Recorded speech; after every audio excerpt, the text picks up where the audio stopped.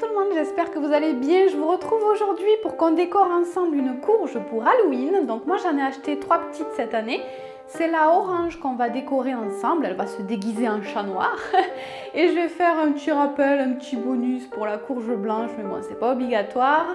Je vous montre déjà à quoi ressemble la courge que je vais utiliser, que je vais donc décorer. J'ai d'abord regardé quand je la posais comment elle se mettait naturellement. Où est-ce qu'elle avait des dégradés de couleurs, des effets sympas. Je vais ensuite protéger la table avec un vieux sac de shopping et je vais utiliser de la peinture acrylique noire et des pinceaux. Donc je vais commencer avec un petit pinceau. Donc je vous disais, j'ai regardé déjà un petit peu où il y avait des couleurs intéressantes. J'ai choisi la zone où il y avait le dégradé d'eau orange, comme ça je trouvais ça sympa. Et je vais commencer à dessiner les trous entre guillemets, c'est pas vraiment des trous mais c'est des endroits où il n'y aura pas de peinture.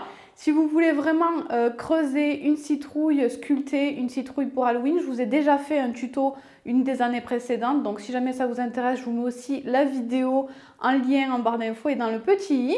Mais donc là, on va juste faire des trous entre guillemets avec la peinture. Il faut faire des trous assez larges quand même. Vaut mieux les faire en fait un petit peu plus larges, quitte à les réduire par la suite parce que l'inverse ne va pas trop être possible.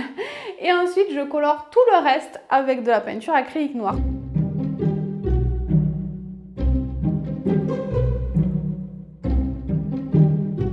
Je vais laisser sécher ensuite ce côté, puis je peindrai l'autre côté et je laisse à nouveau sécher. Je vais ensuite utiliser de la pâte Fimo, en fait c'est pas de la Fimo, c'est pas la vraie marque, c'est de la pâte polymère de chez Action, si je ne dis pas de bêtises.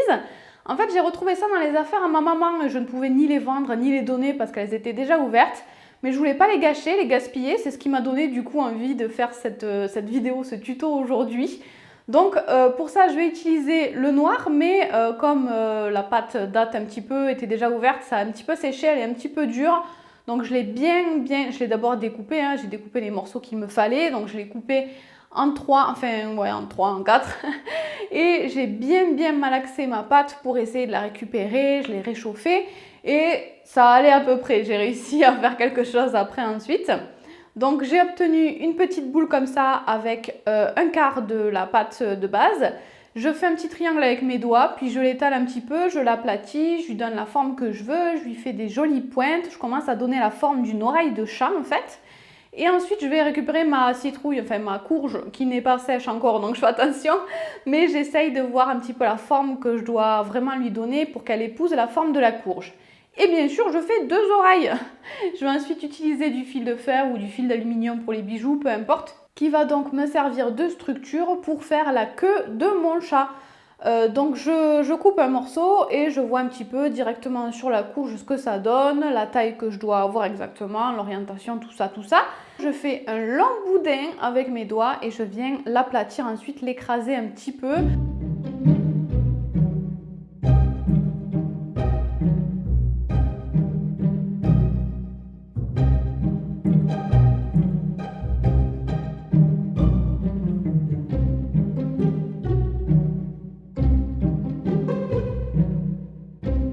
Ensuite, je regarde sur ma courge directement que tout épouse bien les formes de la courge, surtout pour les petites oreilles, il ne faut pas que ça rebique, etc.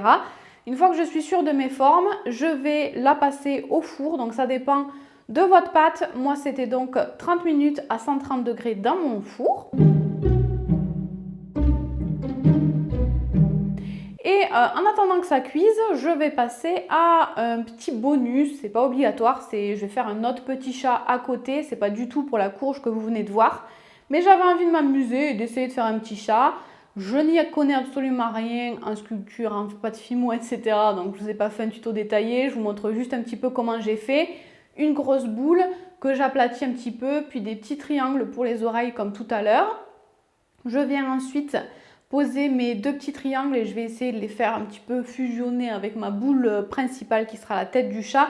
En fait, je vais faire juste la tête, je ne vais pas lui faire de corps à mon chat, je vais juste faire la tête et une petite queue.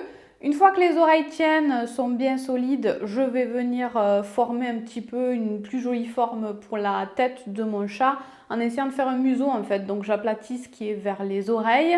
J'ajoute des petits creux dans les oreilles, la queue, des petites boules pour former des petites pattes comme s'ils s'accrochaient ensuite à ma courge.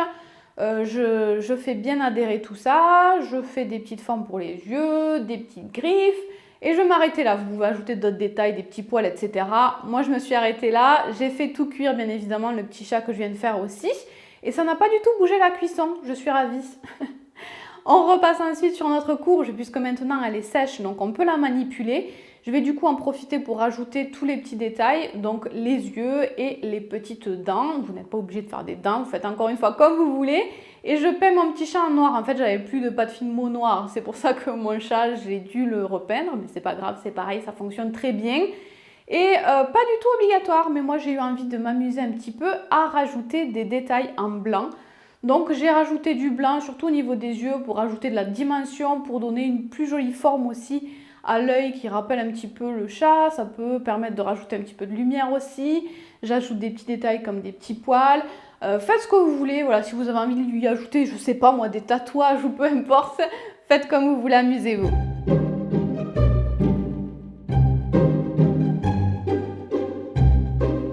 Pour que ce soit raccord, j'ai aussi ajouté le même style de détail sur les petites oreilles que je vais venir coller très bientôt. Et dernier détail qu'on viendra coller aussi, que je prépare, c'est les petites moustaches avec du fil de fer un petit peu plus fin que tout à l'heure. Je viens ensuite m'assurer que tout va bien, voir exactement où est-ce que je vais positionner mes oreilles pour que ça aille le mieux possible. Je vais utiliser d'abord cette colle qui est de la colle que j'utilise pour mes bijoux.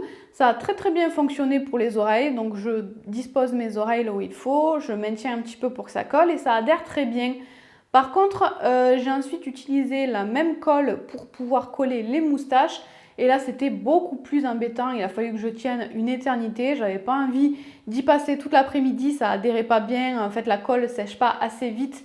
C'est embêtant. Donc, j'ai laissé tomber et j'ai à la place utilisé mon pistolet à colle, qui est l'outil qu'il faut avoir si vous aimez les travaux manuels. Ça sert vraiment pour tout. Je m'en sers tout le temps. Donc, j'ai mis un petit point de colle. J'ai collé mes moustaches dessus. Mais pour l'autre côté, j'y suis carrément allée par-dessus les moustaches parce qu'en fait, j'aime bien qu'il y ait beaucoup de colle parce que ça va rajouter du volume et ça va faire un petit truc rigolo, je trouve. Donc voilà, cette colle sèche beaucoup plus rapidement, du coup, il n'y a pas besoin d'attendre une éternité que ça adhère. Je fais la même chose, du coup, j'ai gardé la même peinture pour la queue et je viens peindre la colle une fois qu'elle est sèche, mais ça sèche très rapidement. Comme ça ne se verra pas du tout qu'il y a de la colle, ça rajoutera juste un volume, je trouve ça sympa. J'ajoute un petit peu de peinture sur les moustaches et je passe à l'autre petit chat. Alors là, je ne vais pas tout vous détailler non plus, c'était juste un petit plus ce chat. De toute façon, c'est exactement la même chose que quand je fais mes nail art. C'est les mêmes techniques, c'est le même pinceau, c'est la même peinture acrylique, tout est pareil. Donc si vous voulez voir mes vidéos nail art, vous pourrez aller voir si vous voulez. Mais en gros, je commence toujours par mettre les formes, la couleur de base. Puis j'ajoute des petits détails pour m'amuser et éventuellement des ombres et des lumières à la fin.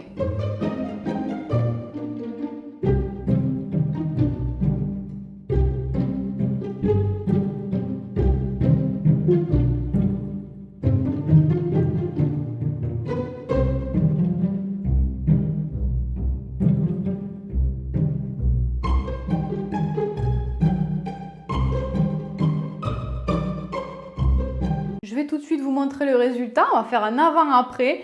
Donc voilà ce que ça donne une fois que ma courge est déguisée en petit chat noir. Je ne vous l'ai pas montré dans la vidéo, mais vous pouvez protéger votre création, votre peinture avec du spray par exemple. Enfin, le spray, c'est ce qu'il y a de plus pratique avec un vernis en tout cas. Moi, je ne l'ai pas fait tout simplement parce que ça va rester en décoration à l'intérieur. Et si ce n'est pas quelque chose que vous manipulez régulièrement ou que ce n'est pas un extérieur, etc., ce n'est pas forcément nécessaire de le protéger. N'hésitez pas à donner le look qui vous plaît à votre courge. Vous n'êtes pas obligé de faire exactement pareil que moi. Vous pouvez chercher des exemples de citrouilles sur Google pour vous donner des idées de petits visages que vous pouvez faire. Vous pouvez faire des choses beaucoup plus fun, beaucoup plus mignonnes, notamment si vous le faites avec les enfants. J'espère en tout cas que ça vous aura plu, que ça aura pu vous donner des idées. Je vous souhaite de passer un très bel Halloween et je vous fais plein de bisous.